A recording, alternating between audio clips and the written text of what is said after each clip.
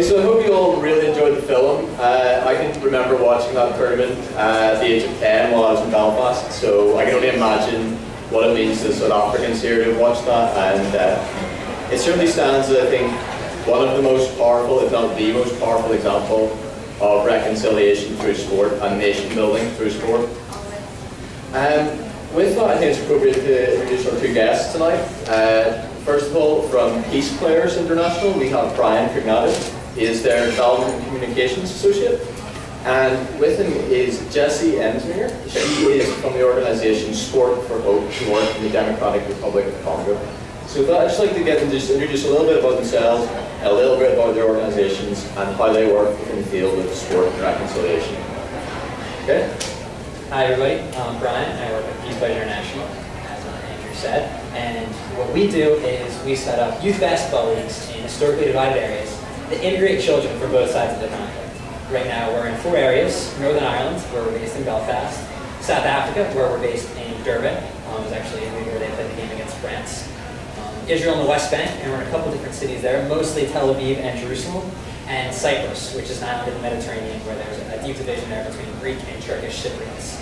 In each of those places, we have youth basketball leagues that don't look drastically different from any youth sports leagues that you guys may have played in growing up. The only difference being is that on a regular basis, we bring together children from both sides of these communities. So if it's in Northern Ireland, it's Protestants and Catholics. In South Africa, it's whites, blacks, coloreds, and Indians. There's a large Indian population, I'm sure many of you know. And yeah, that's what we do. My name is Jessie, like he said. I work with Sports for Hope, which we're actually a really young organization. We've been around for about a year, and we're working with 3 communities in the eastern part of the Democratic Republic of Congo. And we are helping facilitate soccer leagues that will be used between these 3 communities post-conflict. There's a huge conflict in 2003, mostly based on ethnicity. And we're working with them to develop these soccer leagues, community-owned, for youth, to help bridge divides and work on the reconciliation process. It's been fun. And with that, I mean, this is a very almost bizarre setting to discuss sport and conflict, and like we should be putting on a play or something. But I'd just like to ask you both, how did you feel watching the film?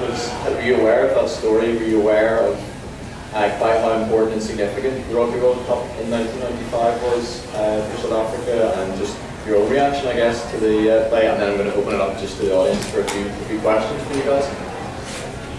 Well, I know for me, one thing that really didn't hit home until watching the film. So I knew a little bit about the story from the movie that was just out, and also from hearing some from the PeacePlayers. But one thing that the film brought home that I didn't know was just how real the fear was in South Africa going into 1995 of real significant, tragic violence. Here in the United States, obviously, we heard something about this, but I don't think the real threat of that and the feelings of the people who were living through that at the time, that it could break out into that kind of cataclysmic violence was as well known. So it really made the event, the World Cup, that much more significant in my eyes. What a momentous occasion it was in terms of laying some of those fears to rest. Yeah. I was aware of the whole event, but not to the magnitude that I didn't realize the full impact of sport in South Africa. I understood Mandela's story and everything, but just the impact that rugby had on bringing the nation together was so cool to see. Right. I mean, we're obviously talking here a lot about that's a very positive story, and although there was parts of the film that reflected the other side of the story, do you feel what challenges have you think you've both seen, maybe with your organizations or personally, when you use sport, because of course sport can also act to divide people as well? Is that something you've encountered in your work, or something that your organizations face frequently, or?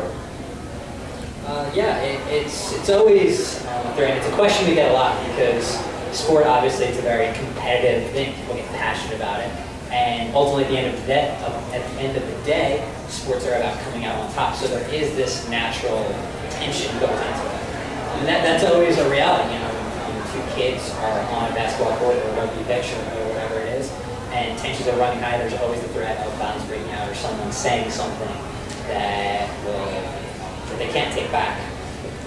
What's useful about that is sometimes it can actually be a positive thing, because in that crucible, you really can build mutual respect, on a level playing field. There's rules for channeling that emotion. So in that way, it's definitely a challenge, but it's a challenge that can be overcome. And you were saying in the Democratic Republic of Congo, there have been such atrocities that sport has almost stopped there. So sport could, I guess, there is a fear sport could become a negative thing there as well. Exactly. Since 2003, there have been no recreational activities between these three specific communities. And so when we are talking with the leaders, obviously a big fear of ours was, obviously sport has so much to offer, but if it's not done well, then it could actually bring a lot of negative outcomes as well.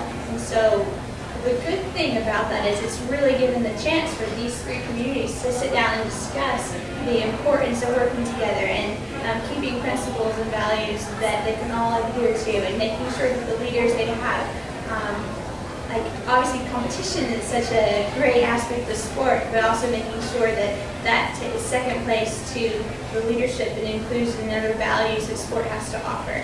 So in the Western world, competition is the whole driving force behind sport a lot of times, but in working with NGOs, there's a whole different approach that you really have to take sometimes too. So the question itself is actually has allowed us to interact with the communities in a whole new way, just as we initiate conversations.